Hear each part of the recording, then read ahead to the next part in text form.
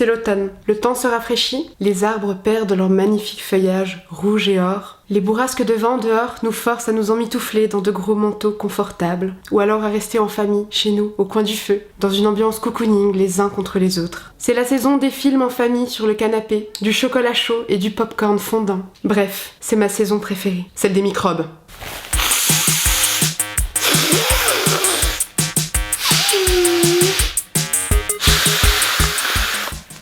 L'automne et l'hiver sont un magnifique moyen de faire un voyage au cœur même des microbes.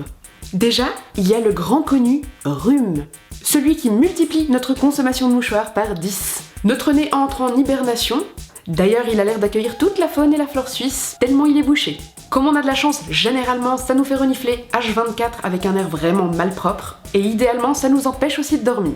D'ailleurs, fait intéressant, mais quand on a le nez bouché, en général on ne sent même plus les goûts des aliments. Du coup, déjà qu'on est en période de déprime hivernale, en plus, on perd même le plaisir de la nourriture. Tout disparaît, notre amour-propre, notre plaisir, notre santé, notre bienséance. Bref, franchement, on n'a plus rien à perdre. À la limite, on pourrait même commencer à se nourrir uniquement de carottes crues pendant quelques jours, on ne verrait pas la différence et ça nous semblera sûrement merveilleux. L'occasion de faire un petit régime forcé.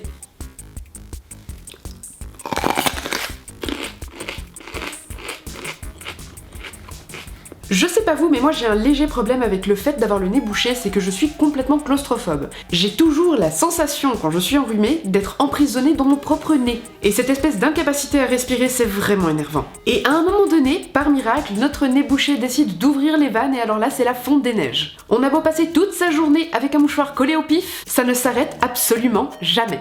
Limite, dans ces cas-là, je me demande si je vais pas me mettre en arrêt maladie, le visage en lévitation au-dessus d'un seau en attendant que la totalité du mucus s'en aille. C'est un peu comme la fonte des glaciers en vachement moins inquiétante pour la planète.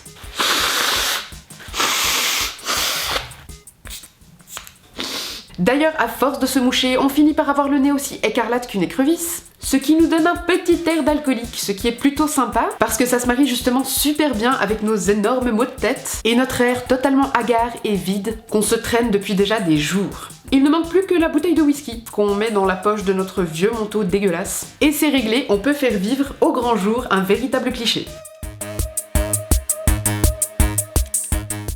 En général, le rhume s'accompagne d'un manque d'énergie conséquent.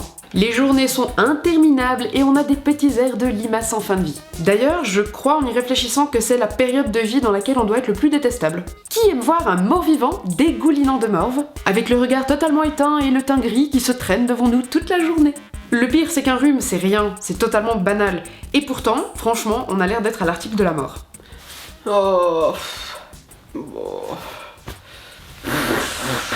C'est aussi généralement le moment qu'on choisit pour se mettre à ronfler le plus bruyamment possible, histoire de faire participer notre conjoint à notre petite période hivernale. Au moins, il se joint à nous pour l'incapacité à dormir et on se sent vachement moins seul. Il profitera donc avec nous de longues nuits blanches, à se regarder dans le blanc des yeux, le nez dégoulinant. Ce qui est formidable aussi avec le rhume, c'est que tu passes toutes tes journées à te faire chatouiller par un genre de poil récalcitrant qui te pousse à éternuer constamment. Le problème, c'est que ces éternuements peuvent se transformer en armes de destruction massive. Bon, et les enfants enrhumés, quel cauchemar! Pendant qu'on décède à petit feu, eux, ils ont l'air d'être au top de leur forme toute la journée. Ils courent dans tous les sens, leur taux d'énergie est tellement élevé qu'on a l'impression de les avoir montés sur 10 000 volts. Par contre, il faut passer toute la journée à leur courir après, à leur vitesse, pour leur moucher le nez. Dans le cas contraire, eux ne penseront de toute façon pas à se moucher, et ils se retrouveront avec de la morve jaune et gluante sur l'intégralité de leurs vêtements. Normal. D'ailleurs, suivant l'âge, ils ne savent même pas souffler dans le mouchoir. À chaque fois que je mouche mon petit dernier, j'ai l'impression de devoir lire un tuto complet sur comment moucher le nez de son bébé. Numéro 1, on extrait un mouchoir du paquet. Numéro 2, on installe l'enfant face à nous avec les narines bien dans notre direction. Attention, important de vérifier que les cheveux sont bien attachés. Les vôtres, mais également ceux de votre enfant. 3, on avance le mouchoir dans la direction d'une narine tout en bouchant l'autre avec son doigt. 4, si l'enfant n'est pas coopératif, ligotez-le par les pieds sur une chaise, ce sera beaucoup plus aisé. Numéro 5, on se rappelle de son propre accouchement et on motive son enfant. Allez, on prend une grande inspiration. Et on souffle, plus fort, tu peux le faire. T'es un champion. Allez, on inspire, on expire, on inspire et on souffle. Bon, et l'enfant malade va passer toute la journée à hurler à 2 cm de nos tympans, à vider l'intégralité des caisses de Duplo, à faire tomber tous les livres des étagères, à manger comme un cochon, comme le reste du temps finalement, et à recouvrir finalement le sol de pâte à modeler. Une fois toute son énergie utilisée à bon escient, il va se retrouver totalement à plat. Et autant vous dire que nous, quand on est crevé, on est bien obligé de prendre sur nous, parce qu'on peut pas vraiment se permettre de faire ça. Chérie, tu m'amènes une bouillotte, s'il te plaît. Est-ce que je peux avoir une tasse de tisane, s'il te plaît? Tu peux me ramener des mouchoirs, j'en ai presque plus. La télécommande est trop loin, tu peux me la passer? Bref, du coup, nos enfants malades, eux, ils peuvent se le permettre, vu qu'ils ont toujours une super maman à disposition. Donc ils donnent tout ce qu'ils peuvent. Maman, je me sens pas bien. Maman, j'ai mal au ventre. Maman, je peux avoir un bout de chocolat? J'ai mal au ventre. Maman, ça coule. Je suis fatiguée, mais je veux pas dormir. En général, on accompagne un steak de frites. Le rhume, c'est un peu pareil, ça s'accompagne en général d'une toux.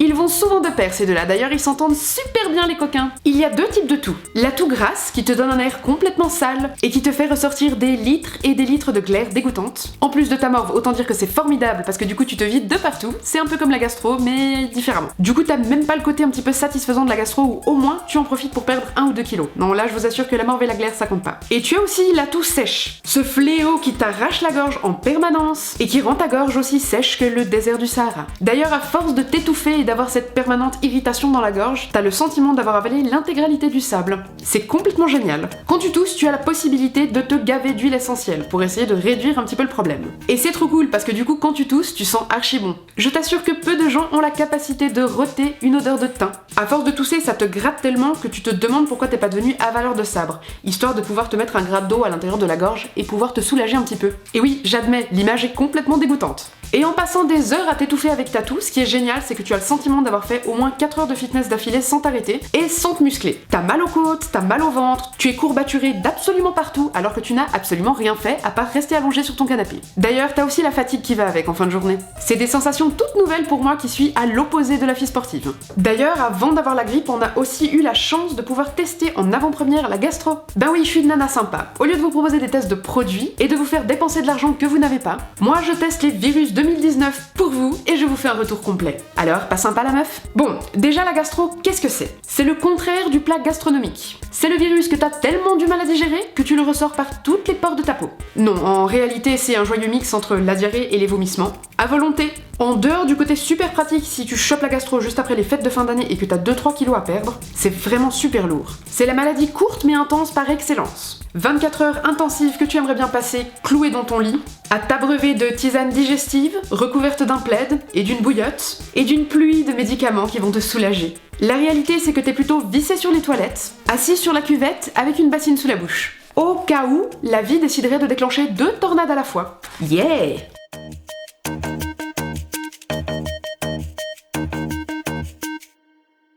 Quand tu deviens maman, la plus grande épreuve que tu auras à vivre, c'est d'avoir la gastro en même temps que tes enfants. Vraiment, je souhaite ce genre d'expérience à personne, même pas à mon pire ennemi. Moi, j'ai 3 enfants très différents les uns des autres. Parce que oui, personne n'est égal face à la gastro. Déjà, il y a Nao, 1 an et demi. Quand il a chopé la gastro, j'ai réalisé que contrairement à moi, lui n'avait pas la capacité de me prévenir avant de vomir. Je me suis donc armée d'un petit récipient que je pouvais glisser sous son petit bec en cas d'urgence, mais force est d'admettre qu'en 48 heures, aucune goutte de vomi n'a effleuré ce récipient. Non, quand t'as un bébé, tout est dans l'urgence, sans préméditation, sur l'instant. Du coup, je te préviens déjà, du vomi, il y en aura absolument partout, sauf dans ce que tu auras prévu à cet effet. J'ai passé une nuit entière à utiliser serviette de bain sur serviette de bain. Il faut être super réactif. D'ailleurs, à plusieurs reprises, je me suis retrouvée à faire le truc ultime de la maman. Réceptionner un jet de vomi dans ses mains et être super fière.